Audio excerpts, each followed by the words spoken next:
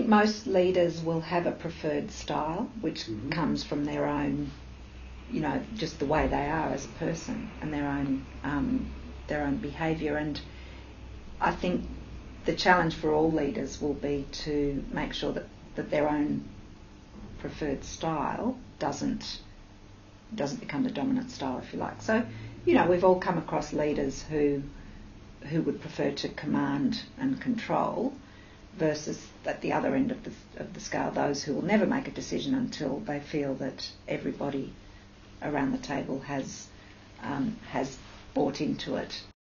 And we did the personality tests, the Myers-Briggs stuff, and one of the people there got a personality type that they just didn't believe was them.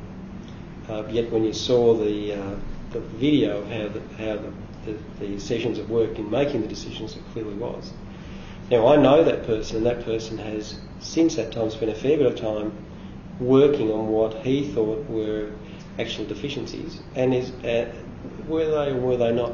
But he's done extremely well by knowing what his personality traits were and what the strengths and non-strengths of that analysis were. And he's a very successful businessman now. Those sort of tools, I've got a couple of partners here who would never do a Myers-Briggs calculation analysis because they probably just don't want to know. But that's personal. That's your own decision making. And I think if I've ever had a failing, it's that I haven't followed through enough in terms of you set these goals, but you don't follow through on the goals. I have a suspicion that's personality too. That some people are much better at. I'm a shaper. I'm not necessarily a completer finisher, if you use that kind of terminology. From a personal perspective, I know that my preferred style is consensus, but I also know that sometimes, and in fact often, you have to be prepared to step in and say, okay, I've heard everybody's view. This is what we're going to do. I suppose I take a reasonably scientific approach. I'm an ENTJ in Myers-Briggs terms, and what that means is I make decisions by talking rather than sitting alone in my room. Some people take decisions in conversation with people. They find it easier to have an exchange where they test out ideas. Others are very much focused on, I would describe it as an introverted way of decision making. The paper's before them and they'll focus on the papers and take a decision. Any one of those approaches, and indeed any others, are valid in my view. I've equally worked in places where people are not at all comfortable with making decisions, except without vast amounts of evidence for what they do. That I don't think really would work in an organisation where you are having to kind of provide services that do require very rapid response.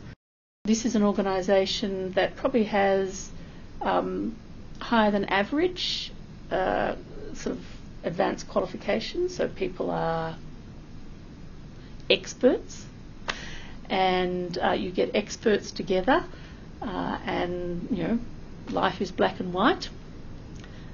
So the role of expertise in decision making at what I call the middle levels then becomes a complicating factor. Any sensible leader will vary their style according to the needs of the situation and the time available to them.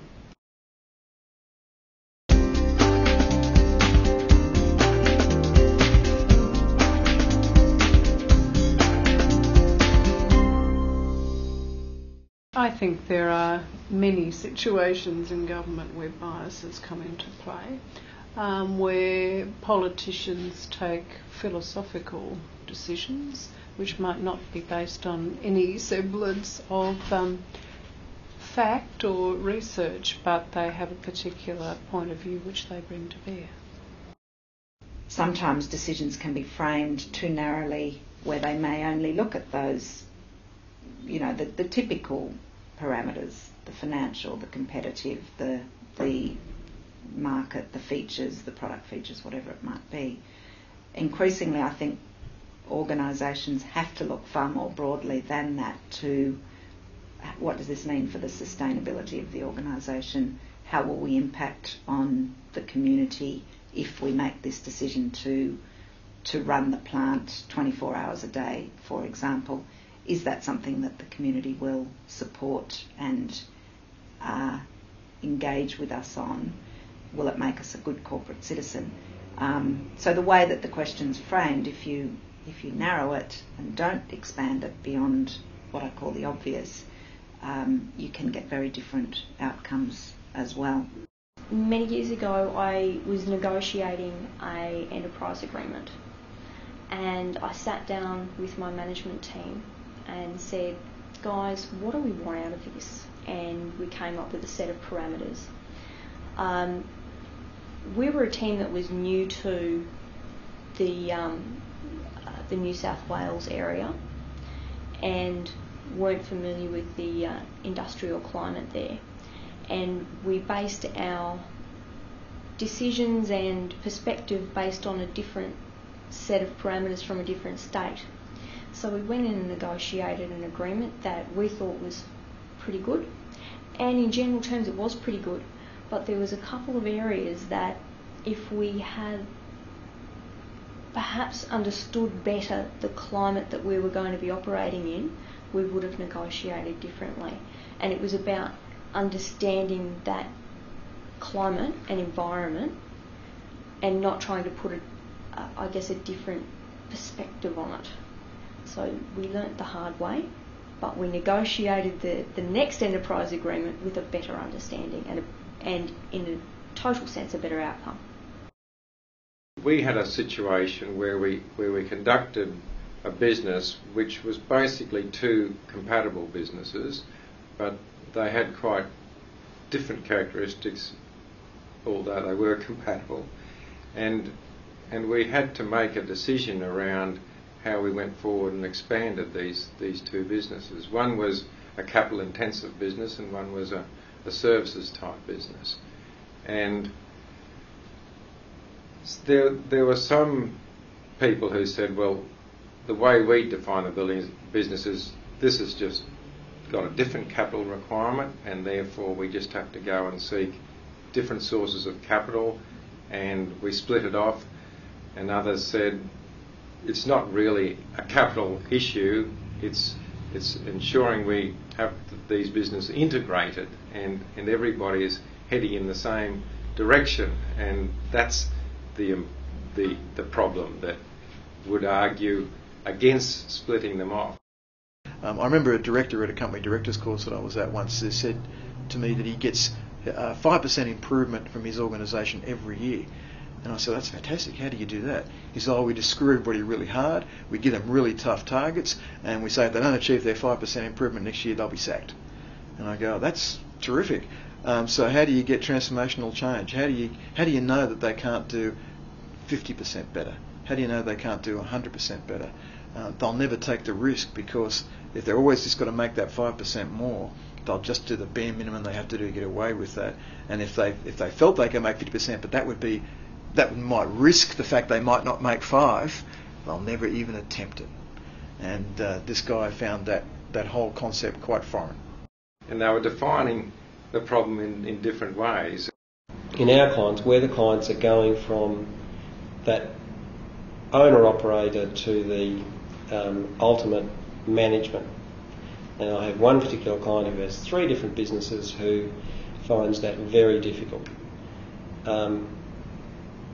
And a particular example was he was in a business that manufactures product, and this happened about 4 or 5 years ago. He sat down with his team and they said, look, we need a manufacturing costing system.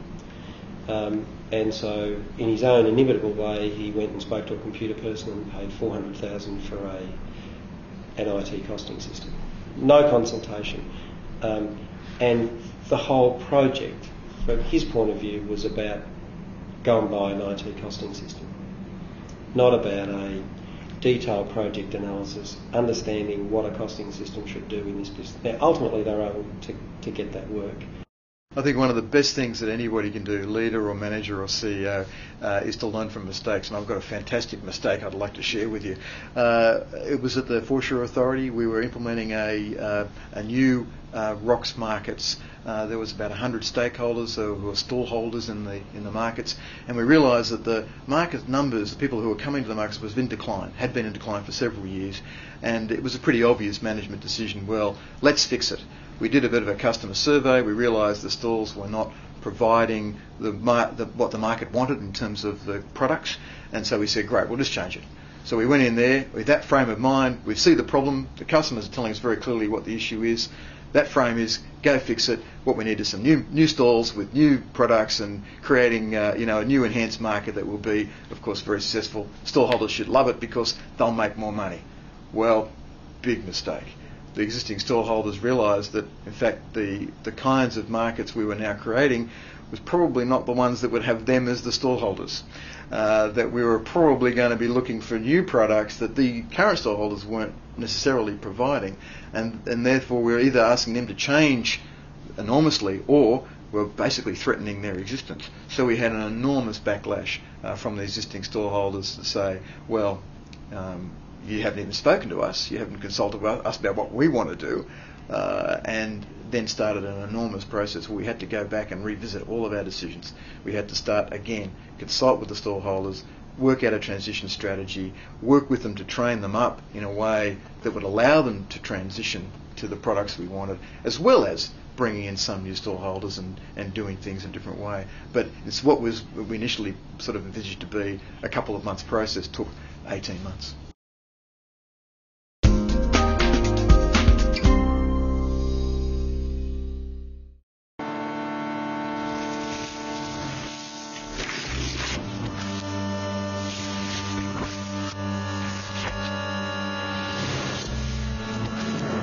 In 1996, Professor John Bargh shocked and outraged his fellow psychologists by publishing studies which controversially showed that our decisions can be subliminally manipulated.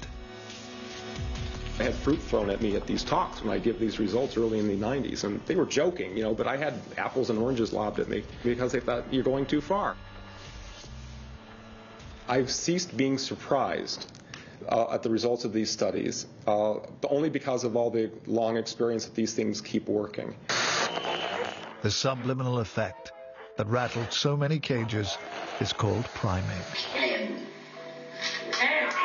If you're watching television or watching a movie or reading a book, and what's happening in the movie or TV could be something, someone doing something very brave. I'm no good for me, Louise. And that just by itself activates ideas in the concept of bravery. And you might be more likely to see another person as a brave person or another person as a kind person or an intelligent person more than usual and more than you would have had the prior event not happened. And that's the nature of priming.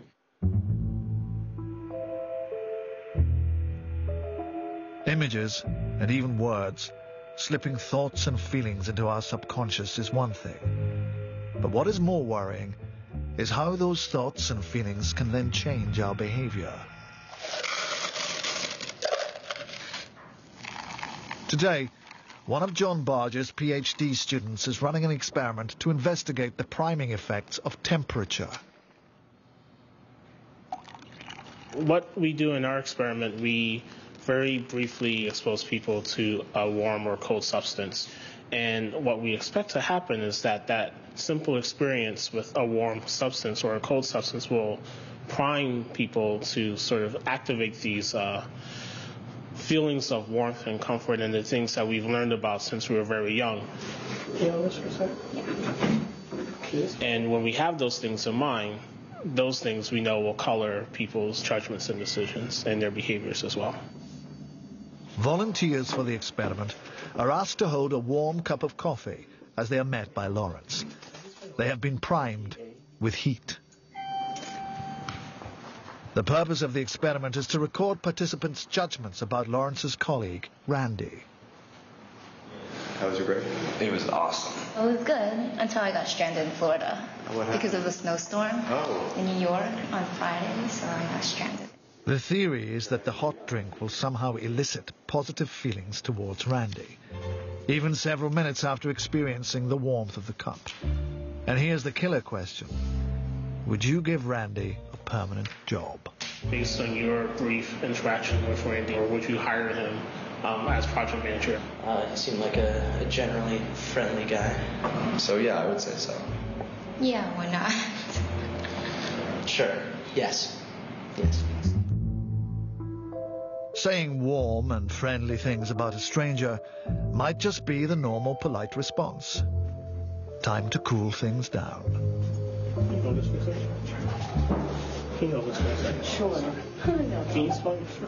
Except for the temperature of the drink. Identical conditions. The same conversation with Randy. How was your break? You glad to be back? Not really. And 6 minutes later, the same questions from Lawrence. Based on your brief interaction with him, would you recommend him or would you hire Randy as project manager? As a leader? I'm not sure. Based on the brief interaction? No. Maybe not from the impression that I got. The experiment shows, remarkably, that a brief encounter with a beverage could see you either hired or fired. It's a powerful effect, and one that might have worrying applications. In the case of, say, consumer products, feeling warm about a product presumably will make you more likely to buy it. Feeling warm about a spokesperson may make you be more likely to listen to that person and trust their judgment. So beware politicians handing you cups of coffee, right? Essentially, yes. People say, how can you get these effects with such rinky-dink little manipulations and moving people's behavior all over the place? And we also, we get a little defensive when we hear that, and I don't know, it just keeps working. We do these things and they work, and that's, sorry, but they do. And now our job is to understand and try to explain to people why that is, why it is the human mind is constructed in a way that you can get these effects at all.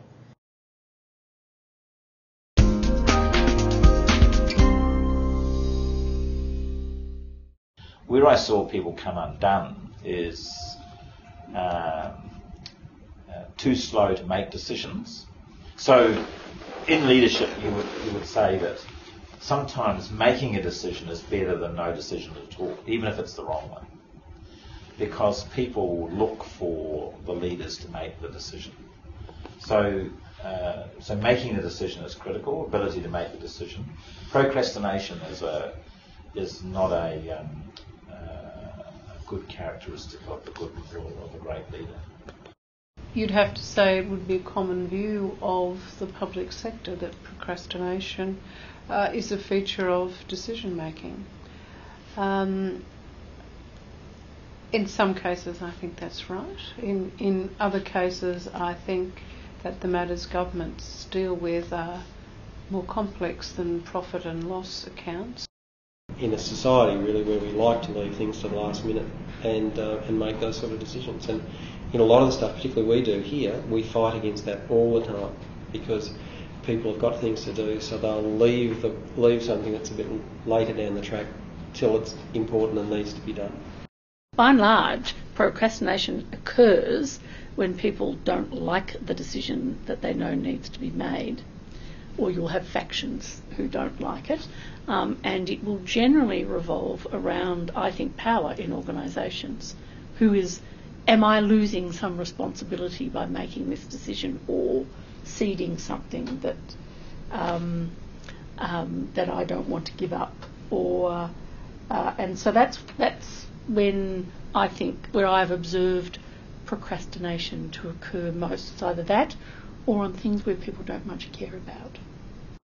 It's rarely because that people put things off because they don't know what to do.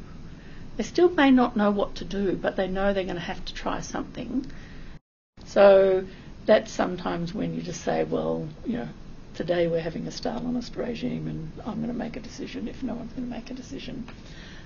You just kind of work out where it's important that people do collectively agree the decision and where it doesn't, it's clear it doesn't. They don't in the end care one way or the other, and they want someone to make a decision for them. So in my experience, procrastination is generally around power or I just don't care. It's quite fun to watch, actually. And they all know that they should be thinking about these things and try to pretend that they are, but they're not remotely interested. So some people take way too long and never get to the right answer, and in my view, those people will never be a senior leader. You've got to understand at a practical level when you've got to take decisions and how quickly you've got to take them.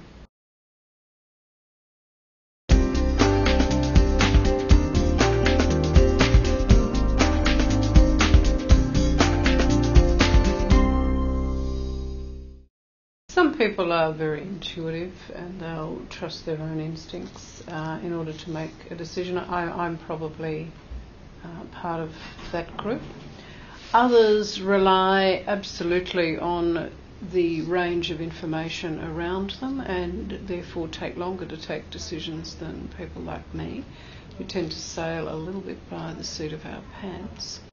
It's just one of those instinctive judgment things you come to. I get to a level of satisfaction where I've made a call, and each personality is different. I mean, my CEO is a much more cautious person than I am. He would go through several iterations before he would come to a decision, whereas I, if anything, tend to be a little bit hasty in coming to a view. But once I've made the decision, I don't think about it a lot. It's one of those things that it's out of my mind, and we've moved on to the next decision. And I suppose I'm in the role because, fortunately, over the years, I've generally got it pretty right. I think it's the hardest thing I've had to learn in my life, because I'm quite highly intuitive, but live in a rational world of data, facts, figures, so that in my early years making decisions on intuition would just create havoc because no one would understand the parameters for why those decisions were being made. And so over the years I've had to learn to temper the intuition with what I'd call rationality and data, and make sure that, because the majority of people don't make their decisions intuitively. When you're taking a leap into the unknown, that's when gut reaction and intuition is fundamentally important. When you know or you have a lot of information and research about a situation, then the research introverted kind of style can work quite well. When you're in a crisis situation, you have to take quick decisions and you run truly on gut reaction. And there are other times when you're dealing, for example, with how to implement something in a community. A lot of exchange about what's going on can work well. Gut feel actually, for me, is a lot more about experience than truly about intuition or gut feel. It's much more about, look, I'm fairly confident that we've been down this road before, and your learnings end up sort of almost in your subconscious. You don't go back and say, oh, when we shut that plant in, Queensland or wherever it was, this is what happened. But it builds your subconscious, and in turn means that I think some very experienced leaders rely less obviously on data than they do on their own intuition. Intuition is often a go, no-go, or a go, wait response. And the wait response is often a very, very important part of your intuition kicking in. Analysis doesn't tell you to wait, or to rush, or to stop altogether. Intuition does that, I think, to a very large extent as a guide. I've used, I guess, past experiences to know what's worked and what hasn't. you have to gauge the level of risk you're prepared to take. Operating on gut feeling or intuition can be appropriate, but you've got to be careful about why you're making the decision that particular way. It's a bit of a balancing act, to be honest. You really have to make a call based on what you best know at the time, be it the hard facts, and also, I guess, the context and the information that you have in less structured terms. So you might have a view about how people may behave or how the government may behave, and base part of your decision on that. It's about a conglomeration of things to make the decision as a leader, whereas managers, as you say, it's pretty black and white, really right or wrong usually, depending on what's in the spreadsheet. Good decision makers have good intuition. They actually have and I don't know whether it comes through experience, it probably does. Having come across these kinds of things before, your intuition tells you that this is the way you should go. Sometimes that can be quite at odds with what good, factual, rational thinking would suggest. At the end of the day, it's got to be a balance. But from my perspective, I think intuition comes into play in pretty well every decision I make, and you have to sort of continually be.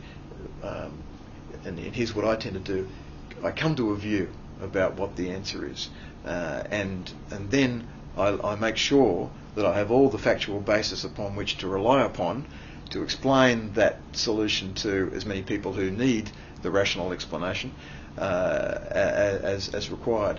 One of the things I've realised is that different people have different decision-making modes, and if I want to convince a person who is in that quadrant where they require the facts, then I need to have the facts to convince them. If I'm speaking to a creative marketing person, delivering them 100 facts about why we should go with the blue background is not going to make one little bit of difference. But if I say, because it looks good, because it goes with our corporate logo, because it's going to be a great contrast, all the non-factual, if you like, touchy-feely reasons, that will convince them.